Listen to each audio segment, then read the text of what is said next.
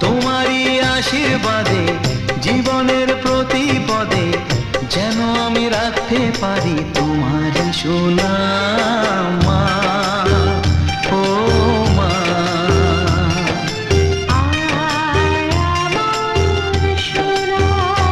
ও স্নেহের ছায়ায় ভালোবাসায় ঢেকে রাখে যে, অনেক জ্বালাশয় বুকে জড়িয়ে রাখে যে, তারই আঁচলে মুখ লুকিয়ে রেখে জীবন আমার কাটিয়ে দেব তোমায় দেখে মা।